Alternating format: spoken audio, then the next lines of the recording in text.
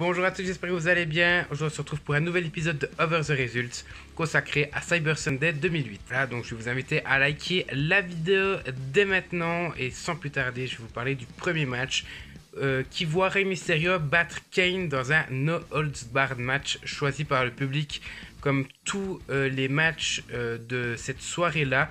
Je rappelle pour les gens qui ne le savent pas ou pour les gens qui l'auraient oublié que le but de Cyber Sunday c'est de proposer plusieurs choix aux gens qui étaient aux États-Unis, parce qu'à l'époque, personne pouvait, personne étant extérieur aux États-Unis pouvait voter. Et en fait, les gens, donc les États-Unis, pouvaient voter pour une stipulation entre trois, pour un catcheur, pour un titre ou pour n'importe quoi d'autre. Et là, en fait, le public avait le choix entre un Holds Barred match, un False Count Anywhere et un 2 out of 3 false match.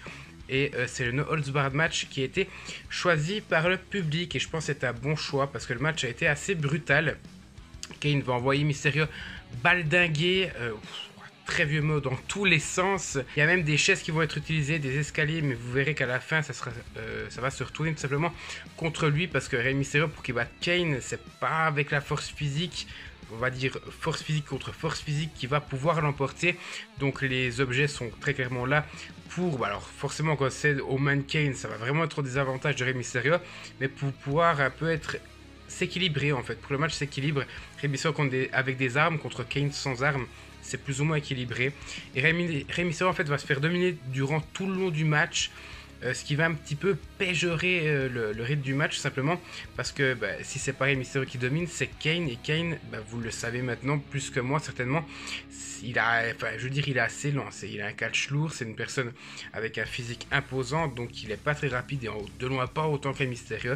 Donc ça c'est un petit peu le défaut du match. Et puis finalement, Rey Mysterio gagnera le match en tentant son troisième 619 et c'est le troisième qui va être porté avec succès après les deux premiers qui avaient loupé, enfin qui étaient contrés simplement par Kane. Donc c'est de cette façon-là que Rey Mysterio va remporter le match-là. Et puis pour voir la note de ce match-là, je vous laisse voir à la fin de la vidéo. Deuxième match, Matt Hardy bat Evan Bourne pour conserver son titre de la FCW. Là, c'était les participants, enfin on va dire l'adversaire de Matt Hardy qui était désigné par le public. Donc forcément, vous l'avez compris, c'est Evan Bourne qui a été choisi. Mais le public avait le choix entre Evan Bourne, Finlay et Mark Henry. Et à une très grande majorité, c'est Evan Bourne qui a été choisi. Et encore une fois, je pense que c'est un bon choix parce que le match, il est assez bon. Il est rempli d'intensité et dans une énorme ambiance. Vraiment, on sent que le public est un petit peu partagé. Et psychologiquement, on peut faire croire que ça joue un rôle pour Matt Hardy. Matt Hardy qui a, on va dire, souvent tendance à être apprécié, ovationné par le public, lui qui affronte toujours des heels. Là, ça va être assez partagé parce que Van Bourne, c'était un petit nouveau qui suivait, enfin qui était venu avec la New Superstar Initiative de Tiffany, ou je ne sais plus, qui était General Manager à l'époque à la ECW. Donc c'était un jeune lutteur très très frais dans le roster et il était très très apprécié. C'est dommage l'utilisation de Bourne. Par la suite, il aura gagné seulement un titre par équipe avec Kofi Kingston, mais je trouve que c'est dommage. C'est dommage parce qu'il méritait plus. Et puis, j'ai marqué Evan Bourne. Oui, c'était un bon adversaire pour Matt Hardy. Et surtout, on va le voir dans ce match-là parce qu'il va nous sortir vraiment des prises venues de nulle part et il va surclasser Matt Hardy en matière de rapidité. Donc pour moi, c'est une bonne opposition qui aurait dû voir le jour plus d'une fois parce que je crois qu'à ce jour, c'est leur seule confrontation en pay-per-view. Donc il a une meilleure note que l'opener, mais encore une fois, je vous laisse voir la note en fin de vidéo. Troisième match, le match un petit peu où on s'en fout, c'est le Miz et Morrison qui battent Crime Time dans un match assez moyen. Donc là, en fait, c'était tout simplement le match qui était choisi.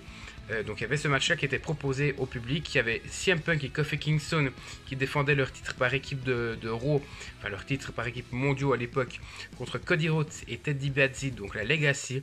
Où on avait le match, mais alors venu de nulle part, Mickie James et Jamie Noble contre William Regal et Layla. On n'en avait absolument rien à foutre et le public c'était pareil. Je crois que ça a été à moins de 5% choisi par le public. Je pense que les 5% avaient fumé pour choisir ce match-là. Enfin bref, je trouve que Miz et Morrison dominent, donc forcément le match il n'est pas non plus totalement mauvais parce que ça reste une bonne équipe, mais il y a beaucoup de botch, il n'y a clairement pas assez d'intérêt pour moi. Je comprends pas pourquoi ils ont choisi ce match-là. Alors c'est vrai que Crime Time était bien adulé, Miz et Morrison c'est une bonne équipe heel à l'époque, Mais je sais pas, Punk et Kingston auraient pu défendre leur titre par équipe et ça aurait plus de sens à mon sens de l'avoir dans ce pay-per-view là, donc j'ai rien de plus à dire pour ce match là. Quatrième match, le Honky Tonk Man bat Santino Marella par disqualification. Donc Marella conserve son titre intercontinental. Là, forcément, le public avait le choix, je pense que vous l'aurez compris, pour l'adversaire de Santino Marella. Donc le choix avait le public entre le Honky Tonk Man. Forcément, c'est lui qui allait être choisi par le public parce que Santino Marella se comparait tout le temps à lui, vu que je crois encore à ce jour, c'est le gars qui a eu un règne de champion intercontinental le plus long.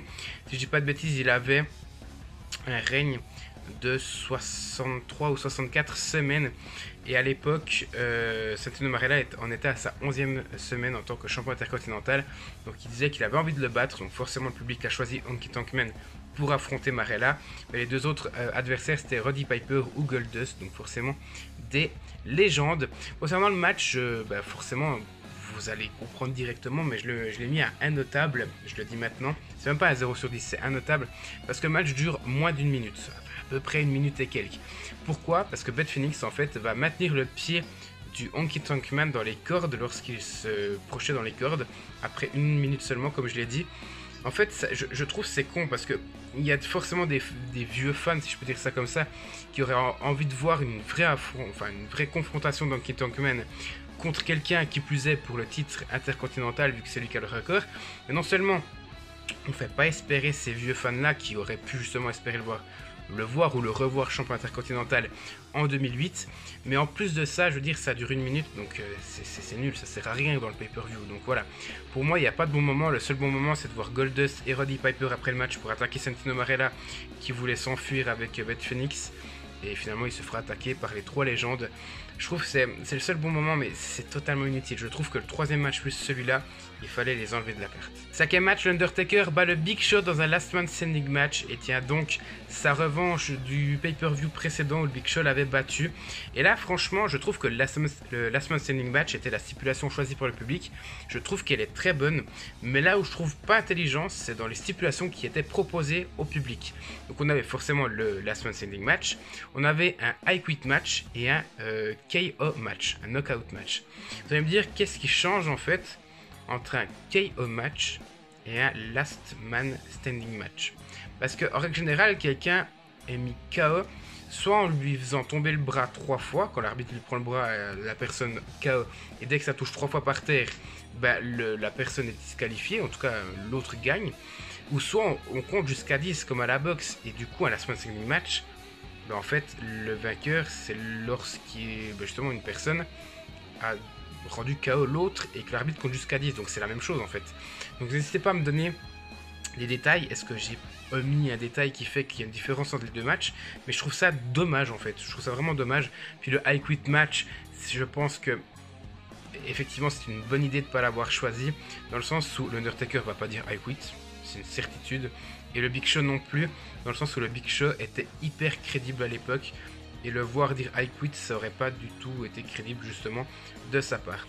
Maintenant je trouve au niveau du match qu'il est très prenant, ça dure presque 20 minutes, mais il y a un immense problème à mon sens, et c'est ce qui fait que je mets pas un 10 sur 10 et même pas un 9 sur 10, c'est le selling.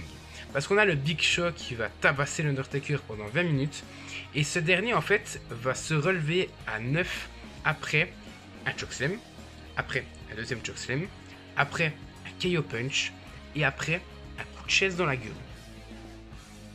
Je veux dire, après tout ça, comment on peut se relever les 4 fois 9? Je veux dire, après un chokeslam, t'es à 9, donc forcément, après un deuxième, déjà, tu dois te dire, c'est terminé. Avec un peu de chance, tu te relèves de nouveau à 9, tu reçois un KO punch. Un WMD quand même, les gars. Un coup de poing du Big Show dans la face. Je veux dire, ça, en début de match, ça termine n'importe qui. Donc, là, il se relève encore une fois à 9. Le Big Show va chercher une chaise, coup dans la gueule, encore une fois à 9. Mais le selling, il est où en fait? C'est pas crédible 2 secondes, même pour l'Undertaker. Et en plus de ça, il va se relever direct et va porter un Triangle Choke au Big Show qui va perdre directement. Première fois que l'arbitre compte pour le Big Show et ça compte jusqu'à 10. C'est pas crédible, et en plus il avait reçu seulement 2 DDT quoi, le Big Show. je veux dire, ni de la stride. Bon, vous allez me dire à la stride sur le Big Show, ok. Il n'y a pas de tombstone, vous allez me dire un tombstone sur le Big Show, ok. Un chokeslam sur le Big Show, c'est possible. Je trouve que le Big Show, en fait, l'Undertaker se fait passer pour un super-héros. Enfin, vous allez me dire, oui, c'est un croque-mort, il a des pouvoirs surnaturels. Mais on s'en fout, quoi. Je veux dire, c'est pas crédible. Et le Big Show, en fait, il passe de nouveau pour une pleureuse. Et autant, en règle générale, je disais, mais le Big Show, c'est bien fait, faut qu'il prenne sa retraite. Autant en 2008, je trouve ça vraiment dommage. Sinon, j'ai trouvé que le match, il était bien brutal, ça fait plaisir, mais il est quand même très long, vu le gabarit des deux lutteurs. Sixième match, Triple H bat Jeff Hardy pour conserver son titre de la WWE dans un très bon match, dominé étrangement par Jeff Hardy, là où on s'attend clairement à voir plutôt Triple H l'emporter.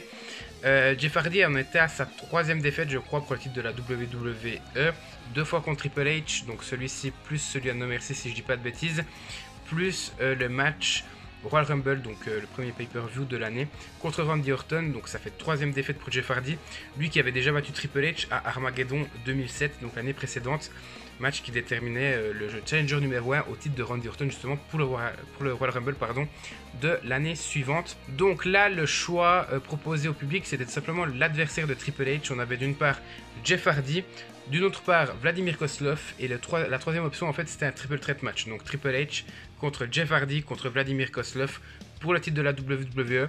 Ça aurait été plus intéressant, je trouve, de mettre un match triple menace, dans le sens où on avait déjà eu Jeff Hardy contre Triple H, mais bon, bref, Jeff Hardy seul l'a emporté à une courte majorité. Et au niveau, je trouve, du match, je suis pas fan du booking de Jeff Hardy, où en fait les bookers le font passer comme un mec qui veut en faire trop. Il joue trop avec le public alors que c'est un match important. Et en fait, je trouve que même le booking de Jeff Hardy ne correspond pas avec les images et les promos qu'on peut avoir de lui. Parce que dans les promos, on voit Jeff Hardy tente depuis plusieurs années, plusieurs décennies, non, mais presque une décennie. Ouais, presque une décennie, on peut dire ça comme ça, d'avoir le titre mondial, d'avoir le titre suprême de la WWE. Et en fait, le gars, il s'amuse avec le public au moment de faire des Swanton Bombs. Donc je trouve que c'est pas vraiment en cohésion, je trouve. Il y a quelque chose qui cloche à mon sens. Maintenant, qu'est-ce que Jeff Hardy a fait pour essayer de battre Triple H? Il a fait 2 Whisper in the Wind, 2 Swanton Bombs, et là, ça va un petit peu dans le sens où il essaie d'en faire trop parce que il aurait pu tenter de tomber après la première Swanton Bomb. Finalement, il va remonter directement pour faire la deuxième et Triple H va contrer en relevant les genoux. Donc on peut dire qu'il passe vraiment à rien de son premier titre.